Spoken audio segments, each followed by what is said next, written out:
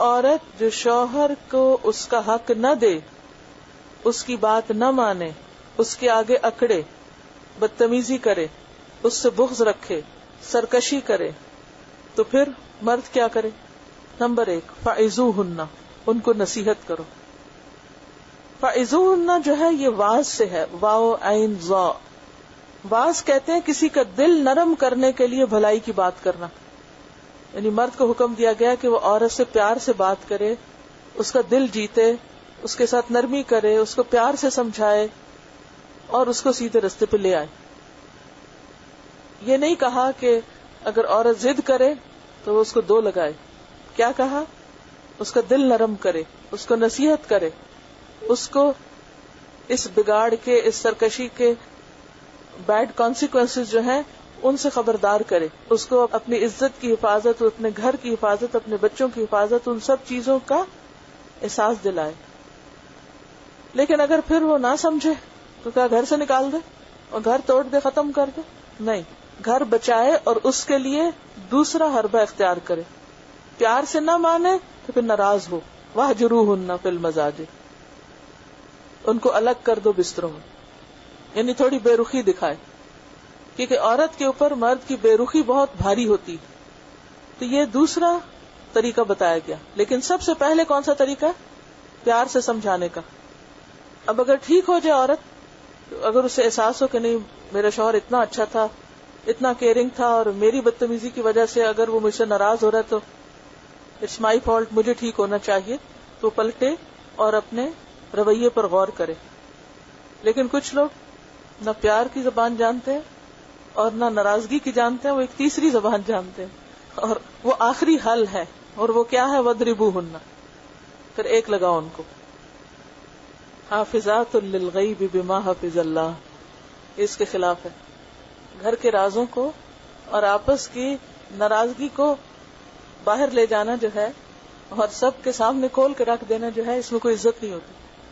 الا یہ کہ معاملات پھر بہت ہی حد سے بڑے ہوئے ہوں، یا انسان کو کسی ایسے شخص سے واسطہ ہو کہ جس کا کوئی ذہنی توازن ہی نہ ہو، جس نے کبھی واز اور پیار کی کوئی بات ہی نہ کی ہو، اور پہلے ہی مرحلے پر وہ آخری سٹیج پہ آ جائے، تو پھر تو ایک اور صورت ہے. کیونکہ میں پڑھ رہی تھی اور حیرت انگیز سٹیٹسٹکس ہیں، یہ کینیڈا کے تھے، وائلنس کی جو رپورٹس تھی کہ ہر 3 میں سے 1 عورت پٹتی ہے کینیڈا کے اندر. اور اسے بہت ہولناک قسم کی آگے داستانیں، اگر آپ خود بھی جا کے انٹرنیٹ پہ پڑھ سکیں، اور اس میں اتنی ڈیٹیل کے ساتھ سروے کیے گئے ہیں کہ کیا شوہر نے دھکا دیا یا بال کھینچے یا تھپڑ مارا یا پٹائی کی یا گن استعمال کی یا گلا گھونٹا یا ڈبونے کی کوشش کی یا چاقو یا چھری استعمال کی، اس سب کی پرسنٹیج بتائی گئی ہے کہ کس کس طریقے سے ڈومیسٹک وائلنس ہوتا ہے.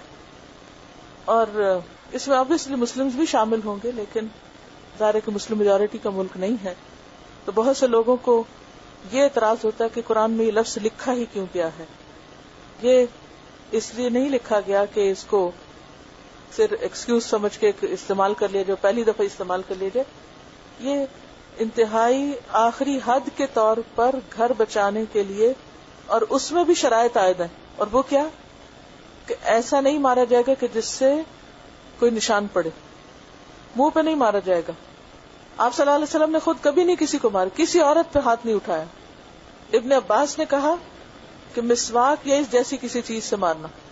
اب مسواک کی کیا، جیسے ٹوتھ برش ہے، اگر ٹوتھ برش سے کوئی کسی کو ایک لگا دیتا ہے تو اس میں کون سی قیامت آ جاتی. اس کی نسبت جو اتنا زبردست وائلنس ہو رہا ہے، جبکہ کہیں لکھا ہوا نہیں کہ ایسا کرو، اس کے بغیر ہی ہو رہا ہے، اس پہ تو کوئی نظر نہیں رکھتا اور کوئی اس کو برا نہیں کہتا، سب لوگ چپ رہتے ہیں. لیکن اگر قرآن میں ایک لفظ ایسا آ جاتا ہے تو بہت سے لوگوں کو مشکل پڑ جاتی ہے، اور وہ اس کو ہائی لائٹ کر کر کے دکھاتے دیکھو قرآن میں کیا لکھا اور عورتوں کے ساتھ کتنی ڈسکریمنیشن ہے.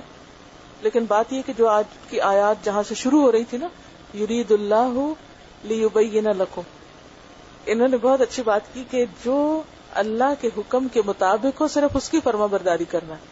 جہاں اللہ کی نافرمانی ہو رہی ہو وہاں فرما برداری کا حکم نہیں دیا گیا.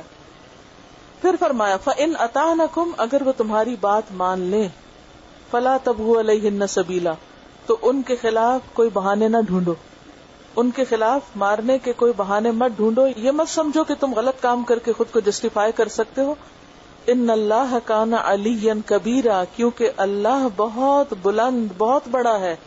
اگر عورت پر تم نے زیادتی کی تو یاد رکھو تمہارے اوپر بھی کوئی ہے جو تمہیں پکڑ سکتا ہے، اور وہ اللہ کی ذات ہے. اور اللہ تعالیٰ ظلم کو ہرگز پسند نہیں کرتا. ظلم قیامت کے دن کیا ہوگا؟ اندھیروں کی شکل میں ہوگا.